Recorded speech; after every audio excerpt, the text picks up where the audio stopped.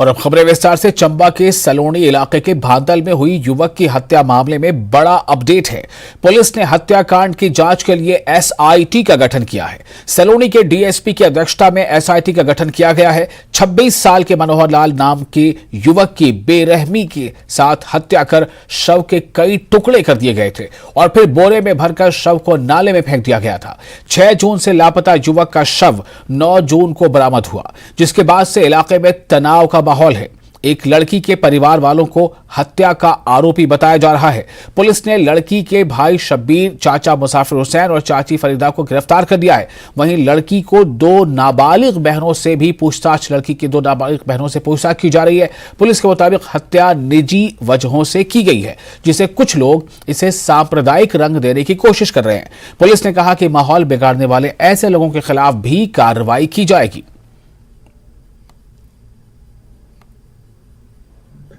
देखिए, चंबा के सलोनी एरिया से एक व्यक्ति 6 तारीख से मिसिंग था, तो उसके घर वालों ने मिसिंग रिपोर्ट कराई थी। तो उस पर पुलिस ढूंढ रही थी उस मिसिंग व्यक्ति को। तो उसमें बाद में उसकी डेड बॉडी उस एरिया में मिली और डेड बॉडी को देख के ही पता चला कि इसका मर्डर हुआ है। तो पुलिस ने उस पर एक मर्डर का केस दर्ज करके तफ्तीश शुरू करी।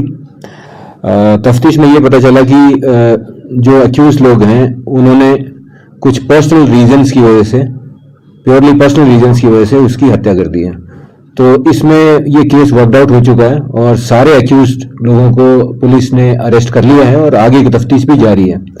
इसके अलावा फॉरेंसिक टीम ने भी विजिट किया स्पॉट का और जो इंपॉर्टेंट क्लूज थे, एविडेंसेस थे, वो वहां से गैदर कर लिए हैं। आगे बढ़ते हैं। पालमपुर के रचौक में एक कंटेनर में आग लग गई। बीच सड़क पर कंटेनर में लगी आग से अफरा तफरी मच गई। चारों तरफ धुआं फैल गया। आग की खबर पाकर फायर ब्रिगेड की टीम फौरन मौके पर पहुंची। कंटेनर से सेना के लिए खाने पीने का सामान ले जाया जा रहा था, लिहाजा कंटेनर में सवार सेना के जवान भी आग बुझाने में जुट गए, जिससे जल्द ही आग पर काबू पा लिया गया। सोचिए, आप स्कूटी या बाइक चलाकर अपनी मस्ती में जा रहे हो, अचानक आपको अपनी चलती स्कूटी में सांप दिखाई दे दे तो क्या होगा। चंबा के भरमौर में एक युवक के साथ बिल्कुल ऐसा ही पेश आया। स्कूटी चलाते वक्त युवक को जैसे ही सांप दिखाई दिया, वो सड़क पर स्कूटी छोड़कर भाग निकला। इसके बाद किसी ने पत्थर मारकर तो किसी ने डंडे और छड़ी से सांप को निकालने की कोशिश की, लेकिन ना तो सांप दिखाई दे रहा था न निकल रहा था। इसके बाद एक शख्स वहां धूप अगरबत्ती लेकर आया और भगवान शिव की आराधना करने लगी। हैरानी की बात यह है कि जैसे ही उसने स्कूटी के पास धूप अगरबत्ती दिखाते हुए पूजा की, उसके बाद सांप स्कूटी से निकलकर सरपट भागने लगा। बड़ी बात यह कि किसी ने सांप को कोई नुकसान नहीं पहुंचाया और वो आराम से जंगल की तरफ चला गया। सोशल मीडिया पर शिव की पूजा से स्कूटी से सांप निकालने का यह वीडियो तेजी से वायरल हो रहा है।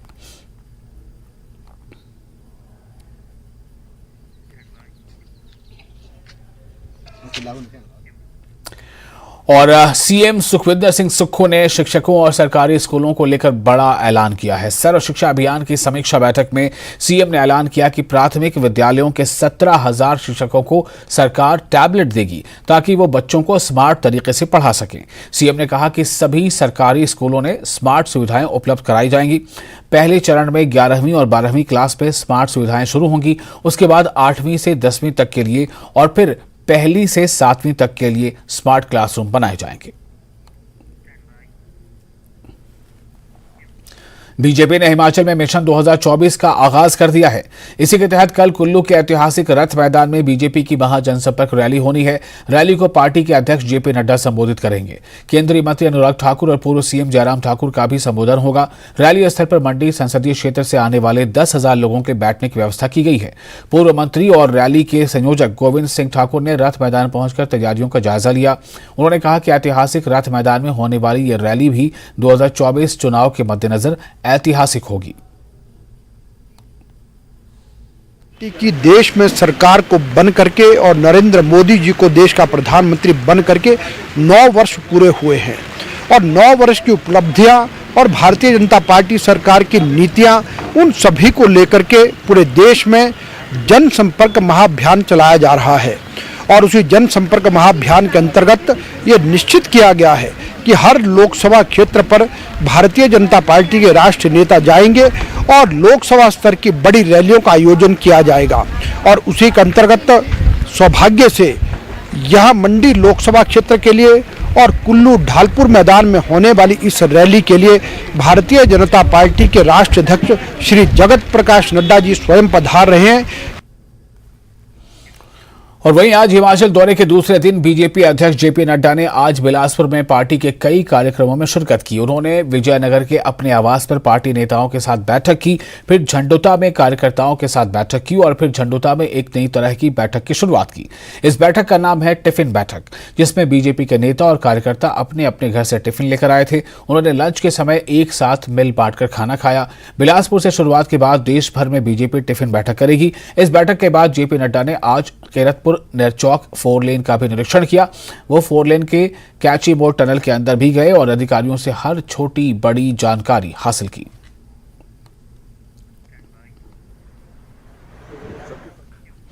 देश भर में चली विपक्षी एकता की मुहिम के बीच बीजेपी की तरफ से विपक्ष पर लगातार हमले हो रहे हैं।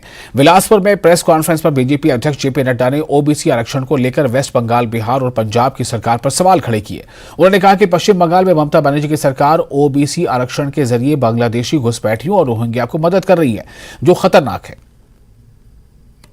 बिहार में जहां जातिगत जनगणना के बारे में वहां के मुख्यमंत्री और उप मुख्यमंत्री बहुत बड़े चैंपियन बनते हैं, वहां नॉन क्रीमी लेयर को ओबीसी के भाइयों को प्रमाण पत्र नहीं दिए जा रहे हैं और इस तरीके से वहां के मुख्यमंत्री और वहां के उप मुख्यमंत्री वहां के ओबीसी भाइयों के साथ एक बहुत बड़ा विश्वासघात कर रहे हैं और उनके हकों का गला घोटा जा रहा है।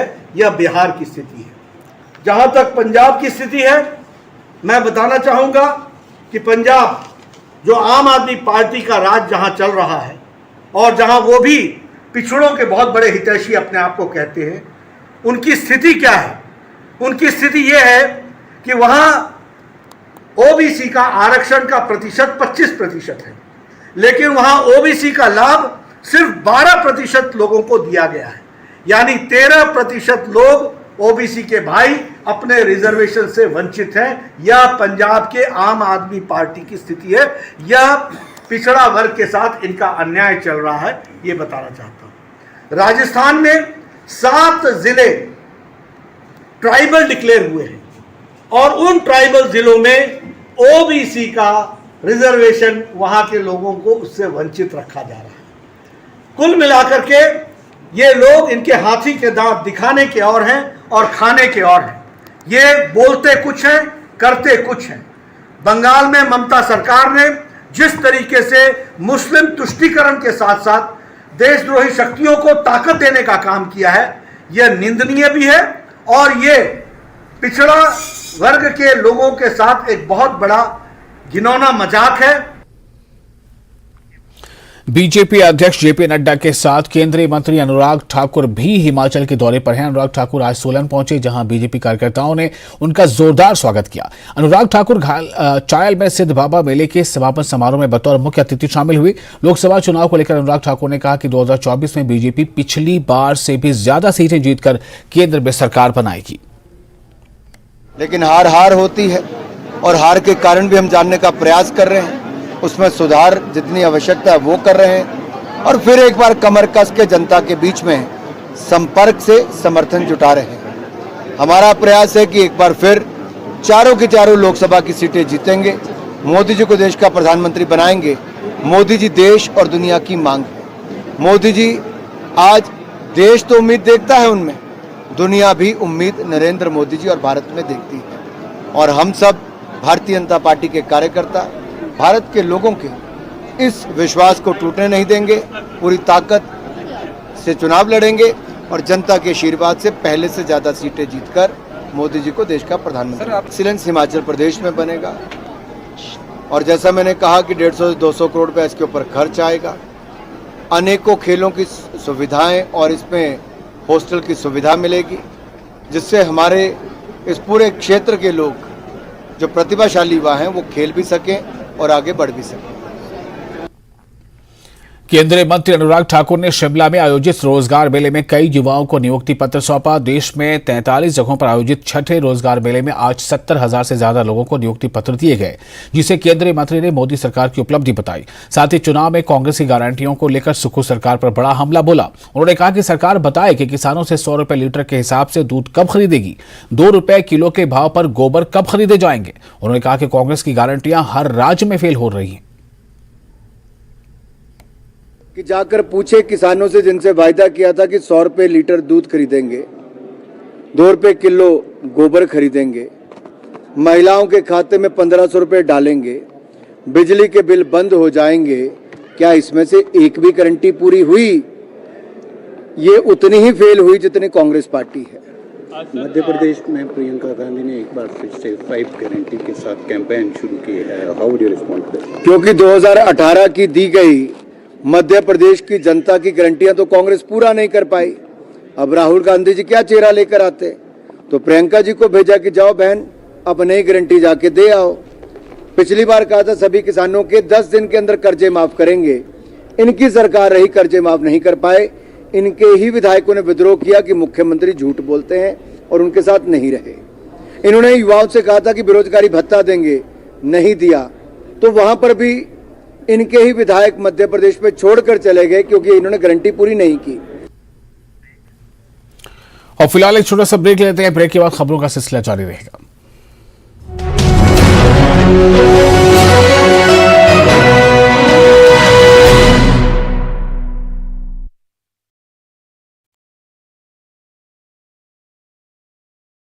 में पानी की पाइपलाइन से एक मरा हुआ सांप निकला। लोगों में आक्रोश, लोग गंदा पानी पीने को विवश। वडगाम और मागाम के आसपास के इलाकों में मेडिकल दुकानों का अचानक निरीक्षण, कानून का उल्लंघन करने पर 7 दुकानों को सील कर दिया गया। मागाम के drug control officer Peerzada Tassaduq Hussain के नेतृत्व में जांच की गई। टनमर्ग में हाईटेक पॉली ग्रीन हाउस में तरह तरह की सब्जियों के पौधे उगाए जा रहे हैं। किसानों और काश्तकारों के लिए फायदेमंद। विभाग की ओर से इस सुविधा से किसान काफी खुश। पुलिस ने नदी में पहली बार राफ्टिंग का ट्रायल। राफ्टिंग करने वाले लोगों में खुशी की लहर। इसके जरिए युवाओं के लिए रोजगार के अच्छे अवसर हासिल किए जा सकते हैं। श्रीनगर के युवाओं का एक समूह साइकिल से घाटी का भ्रमण कर रहा है। Jammu Kashmir mountain biking association के बैनर तले साइकिलिंग सदस्यों ने साइकिल से तराल में कुछ स्थलों का दौरा किया। केंद्रीय पेट्रोलियम और प्राकृतिक गैस मंत्री हरदीप सिंह पुरी ने आरएसपुरा का दौरा किया और कहा कि अनुच्छेद 370 हटने के बाद जम्मू कश्मीर में बेहतर बदलाव आने की नई शुरुआत हुई है और आने वाले समय में अभी बहुत कुछ और भी होगा। ओलावृष्टि और तेज हवाओं के अलावा भारी बारिश ने फसलों को भारी नुकसान पहुंचाया और राजौरी जिले में अखरोट के किसान चिंतित हैं क्योंकि ओलावृष्टि के कारण इनकी फसलों को भारी नुकसान हुआ है। किसानों ने दुख व्यक्त करते हुए कहा कि इस साल उनके अखरोट पूरी तरह नष्ट हो गए। जम्मू कश्मीर में विकास का एक नया अध्याय शुरू होने वाला है क्योंकि दूल हस्ती पावर प्रोजेक्ट का दूसरा चरण शुरू होने वाला है। चिनाब पर 5-6 प्रोजेक्ट शुरू होने जा रहे हैं जिससे 6000 मेगावाट से ज्यादा बिजली पैदा होगी। इससे न सिर्फ जम्मू कश्मीर बल्कि उत्तर भारत के लोगों को भी फायदा पहुंचेगा।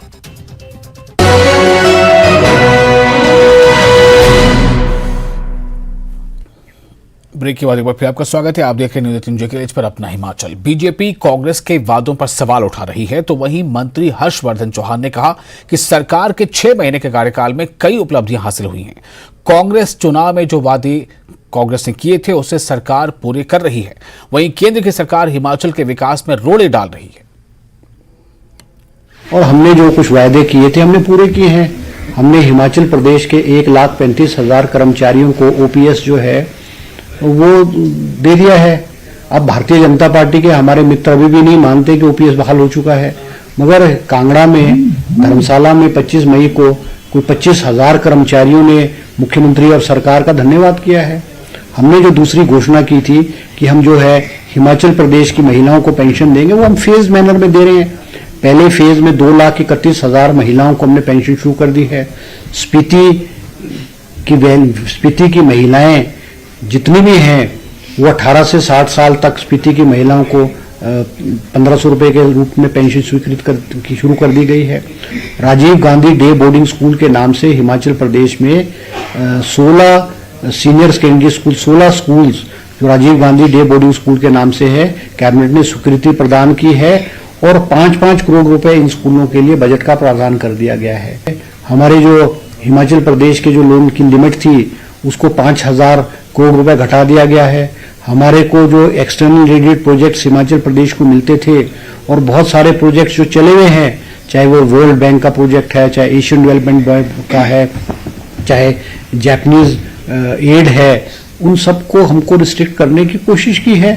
आज वो लिमिट जिसपे कोई कैपिंग नहीं थी उसको 3,000 करोड़ रुपए 3 साल की लिमिट रख दी गई है और हमारे प्रोजेक्ट्स जो है 8,500 करोड़ के इन एजेंसीज के पास पेंडिंग पड़े हैं।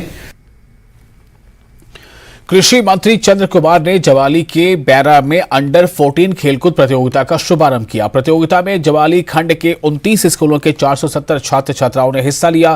प्रतियोगिता 13 से 16 जून तक चलेगी, जिसमें वॉलीबॉल, कबड्डी, खो खो, बैडमिंटन और चेस का मुकाबला आयोजित होंगे। और कृषि मंत्री ने कहा कि खेलों से बच्चों को संपूर्ण विकास होता है और राज्य सरकार खेलों को बढ़ावा देने के लिए हर तरह के संसाधन उपलब्ध करा रही है। उनकी पैदावार बढ़ाने के लिए सरकार एक से अलग अभियान सारे हिंदुस्तान में चला रही है।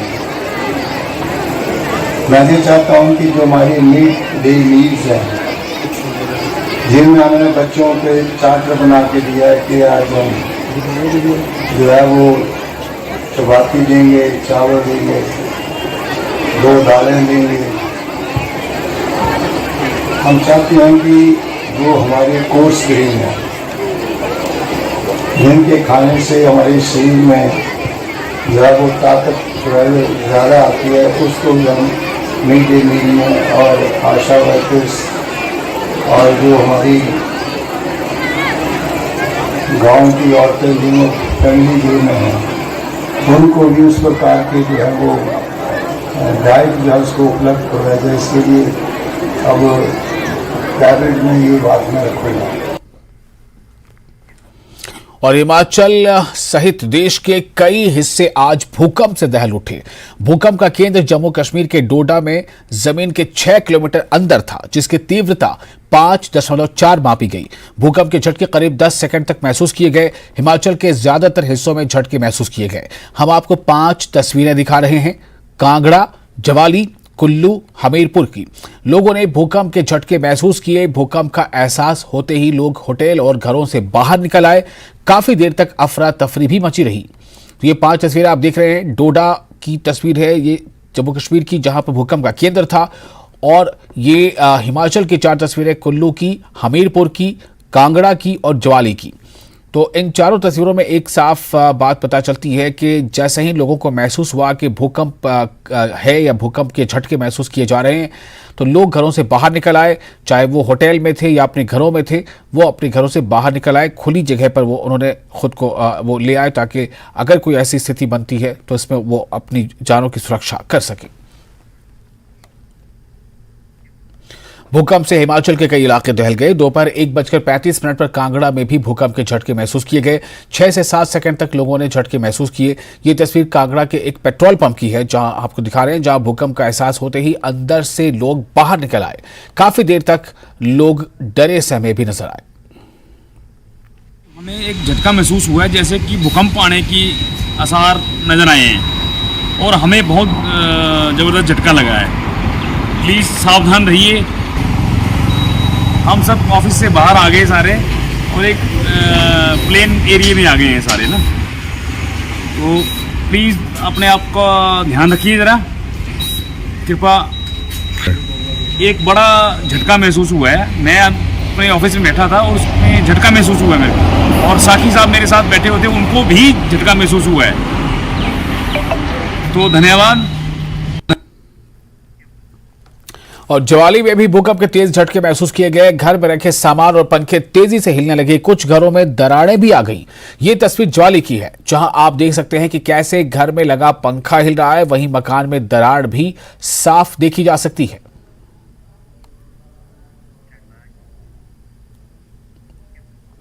हमीरपुर में भी भूकंप के झटके महसूस किए गए और लोगों में अफरा तफरी मच गई। लोग घरों और दफ्तरों से बाहर निकल आए। भूकंप के झटके से यहां एसपी दफ्तर में छत से पत्थर गिरने लगे, जिससे पुलिस वाले भी डरे सहमे फौरन दफ्तर के बाहर निकले। भूकंप के चलते सड़क पर खड़ी गाड़ियां भी हिलती दिखाई दी। लंच कर रहे थे और कुर्सियां हिलने लगी और एकदम से एसपी साहब ने डीएसपी साहब ने ऑफिस खाली करवा दिया कि बाहर निकले सब, और हम नीचे आ गए। डर गए सभी लोग? डर गए थे, कुर्सियां क्योंकि बहुत जोर हिल रही थी, तो फिर थोड़ा डर लगा। और विजिलेंस के दरवाजे के बाहर पत्थर गिरा। हम दो भाई बैठे हुए हैं, तो मेरे सामने यानी कि 3 फुट पे गाड़ी खड़ी है, तो 3 फुट पे गाड़ी ऐसी जैसे इसमें कंपन शुरू हो गई बहुत ज़्यादा गाड़ी में। मैं कह क्या हो गया कि क्या हुआ है, तो बस इतना ही हुआ, इतने ज़्यादा उसके बाद कुछ नहीं। डर गया हुआ है ही हुआ है बिल्कुल सिर्फ मतलब 5 सेकंड हुआ, अभी बड़ा हिलता रहा, तो हर कोई का ये अर्थक्वेक था और क्या।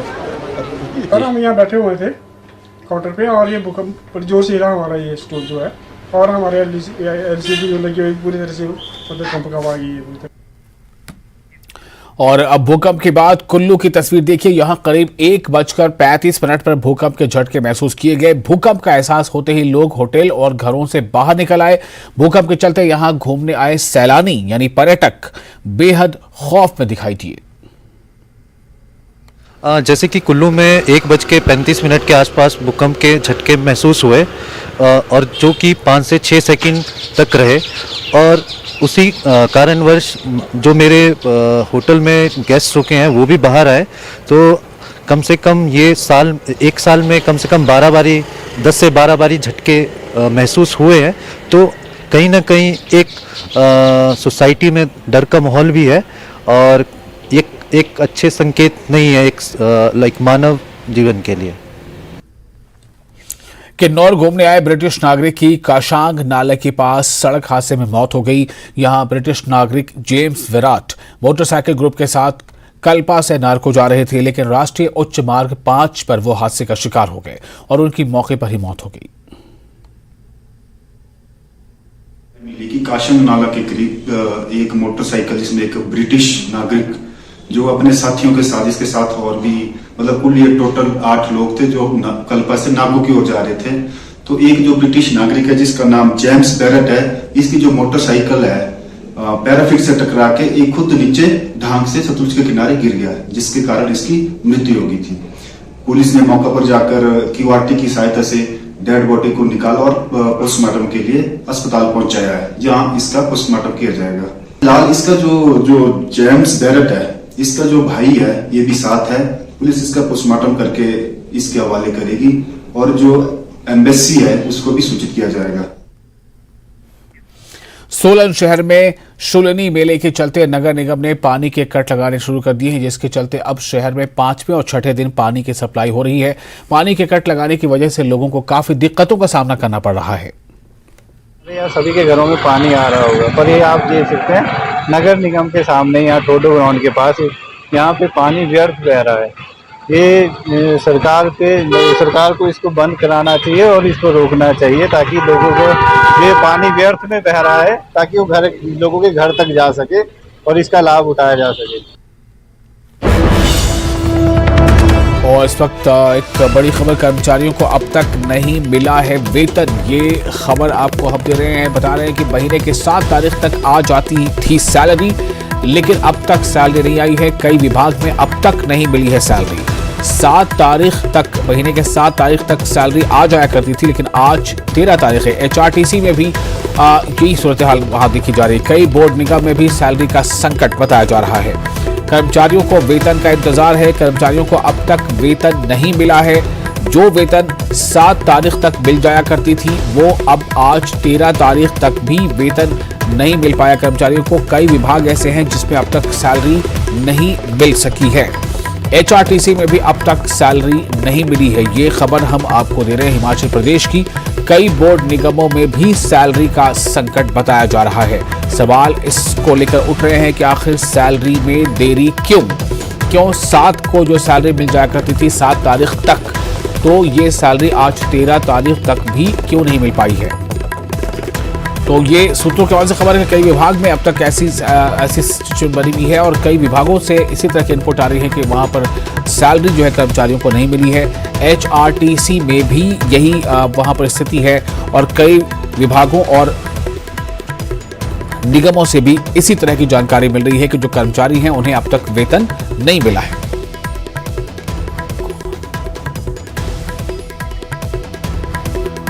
और विचित्र हमारे से जुड़ चुके हैं ज्यादा जानकारी के साथ। विचित्र, ये कैसी विचित्र स्थिति है? देखिए वैशाल, इस विचित्र स्थिति से जो है प्रदेश का ऐसा कोई भी नागरिक नहीं होगा जो अनजान होगा। इसलिए क्योंकि हर नागरिक जानता है और खुद मुख्यमंत्री सुखविंदर सिंह सुक्खू सार्वजनिक मंचों में ये कहते नजर आते हैं कि प्रदेश पर जो है इस वक्त 17,000 करोड़ के करीब का कर्ज है और साथ ही साथ प्रदेश को चलाने के लिए भी अतिरिक्त कर्ज लेना पड़ रहा है। और साथ ही साथ उन्होंने ये भी ऐड ऑन किया हुआ है कि 5500 करोड़ रुपए का जो कर्ज उनको चाहिए था, 55,000 करोड़ का जो उनको कर्ज चाहिए था, वो उनको उनकी उसमें कटौती भी हुई है सेंट्रल गवर्नमेंट की ओर से। ये बात भी उन्होंने कही है और साथ ही साथ उन्होंने ये भी ऐड ऑन किया है कि हर प्रदेश का हर नागरिक जो है इस वक्त 92,000 जो कर्ज है उसके तले दबा हुआ है, यानी हर शख्स जो 92,000 कर्ज के तले दबा हुआ है। ऐसी स्थिति में इस तरह की स्थिति उत्पन्न होना कोई बड़ी बात नहीं है। आपने कहा कि एक ऐसी विचित्र स्थिति है, ये वाकई में बहुत विचित्र स्थिति इस वक्त हिमाचल प्रदेश में हुई पड़ी है, क्योंकि शायद इससे पहले हुई होगी लेकिन हमें इसके बारे में ज्ञात नहीं।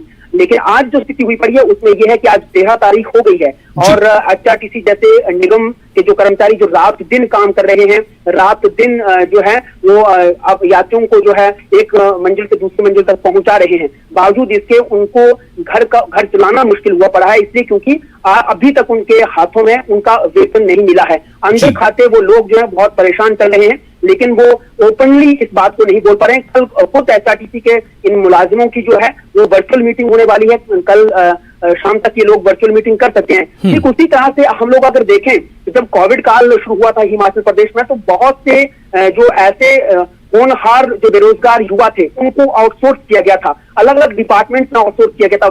खासतौर पर तो स्वास्थ्य महकमे में तो और भी संख्या इनकी ज्यादा है, उन सबको आउटसोर्स किया गया था। लेकिन उन जो आउटसोर्स के कर्मचारी थे जो कोविड काल में रखे गए थे, उनको मार्च महीने से ही वेतन नहीं मिल रहा है। हालांकि सरकार ये कह रही है कि मार्च महीने का भी वेतन दे दिया है, लेकिन अभी कुछ ऐसे कर्मचारी हैं जिनको मार्च महीने का भी वेतन नहीं मिला और अब तो जून महीना भी जो है वो आधे तक पहुंच चुका है। और ठीक इसी तरह से और बहुत से बोर्ड भी हैं, निगम भी हैं, बड़े और अन्य विभागों में जो आउटसोर्स कर्मचारी हैं उनकी भी कमोवेश यही स्थिति जो बनी पड़ी है।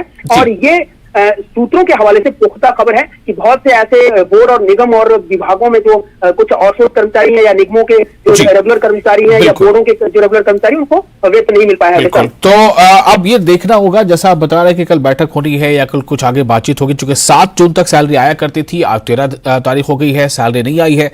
तो ये सैलरी आखिर कब तक मिल पाएगी, मिलेगी नहीं मिलेगी, आधी मिलेगी, पूरी मिलेगी, कई सवाल है जिसके लिए हमें थोड़ा इंतजार करना पड़ेगा। शुक्रिया आपका विचित्र। और इसी के साथ इस बुलेटिन में फिलहाल इतना ही, लेकिन न्यूज़ 18 JKH में लगातार बड़ी और अहम खबर